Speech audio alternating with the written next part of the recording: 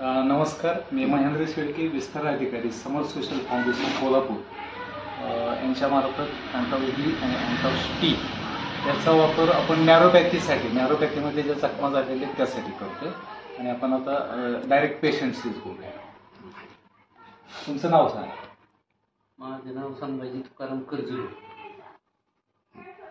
काय झालं होतं तुम्हाला? गँग्रीन झालं होतं.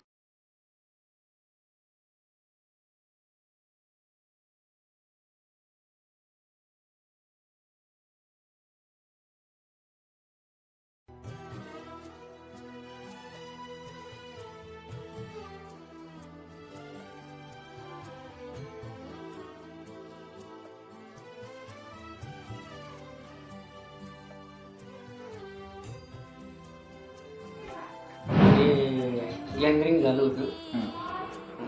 फुटकुळी आली ती बारीक कणगीच्या शेजारच्या बोटाला आणि नंतर मग त्याला होल पडले.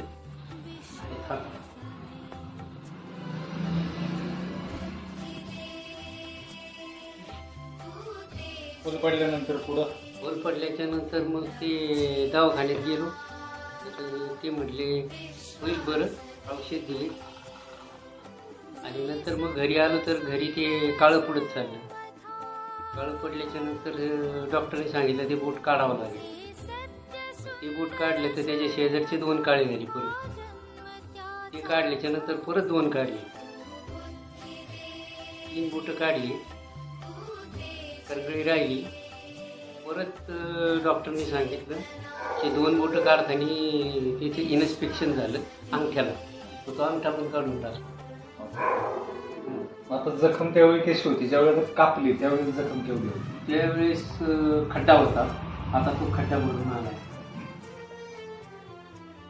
आपल्या हातात काहीच राहत तेवढं औषध घेऊन होतो.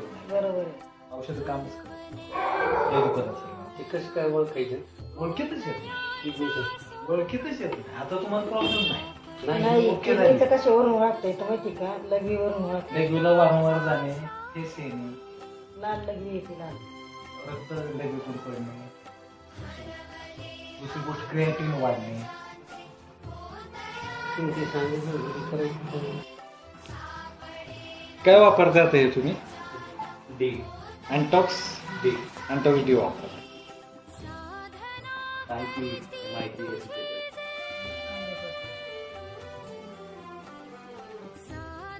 ठीक आहे. आता परत फोटो काढ निघालं तर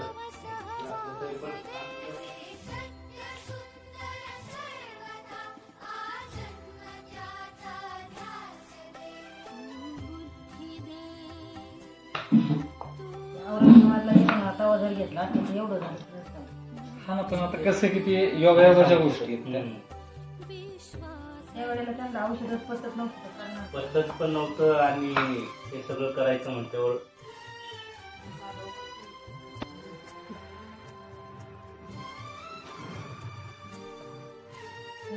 ही जखम आहे ना तुम्हाला, तुमच्या ज्याने बरीच होणार नव्हती. त्यांचा पाहिजे तो तिथून नाही वरतून सांगितलं.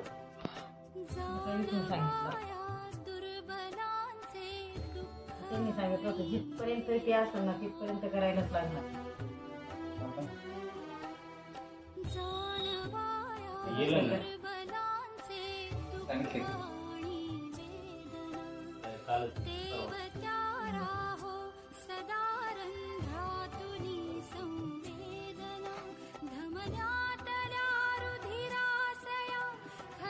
ऐकलं पाहिजे.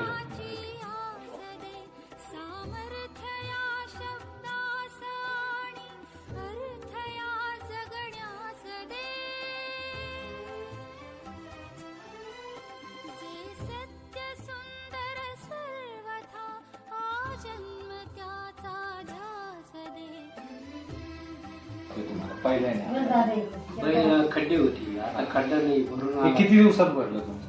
हे 1.5 महिना. 1.5 महिन्यामध्ये. दुसरी गोष्ट, तुम्हाला अँजिओप्लास्टीचा प्रॉब्लेम होता. अँजिओप्लास्टीसाठी तुम्हाला HLK दिला, बरोबर?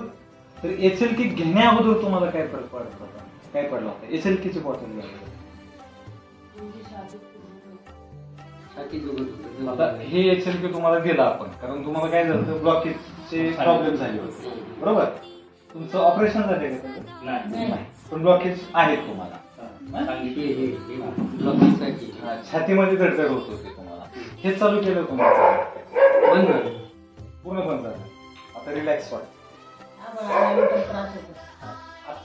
आता परत आम्हाला आलेलंच नाही ना. आता ह्याच्यात होईल म्हणजे तुम्हाला आता कमी झालं. नाही, कमी आता झालं. पण जरी आभाळ आलं ना तर थोडा त्रास होतो.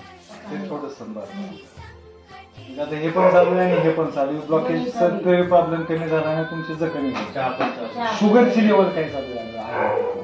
पहिली किती असायची पहिली 300, 350, 250. आणि आता किती आहे? हे चालू आहे. आता 200 टाकलं. 200चा. आता जोपर्यंत जखम बरी होत नाही ना तोपर्यंत तुमची ह्याच लेवलला आहे.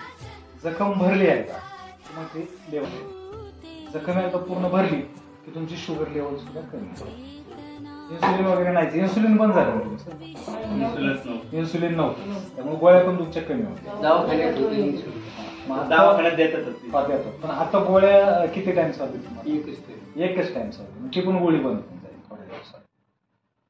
ठीक आहे. हा बघितलं कशा पद्धतीने रिझल्ट आलाय. तर गँग्रीन असणाऱ्या सर्व पेशंटला मी एकच विनंती करेल की अँटॉक्स डी आणि अँटॉक्स टीचा वापर करा आणि आपले अवयव वाचवण्यासाठी प्रयत्न करा.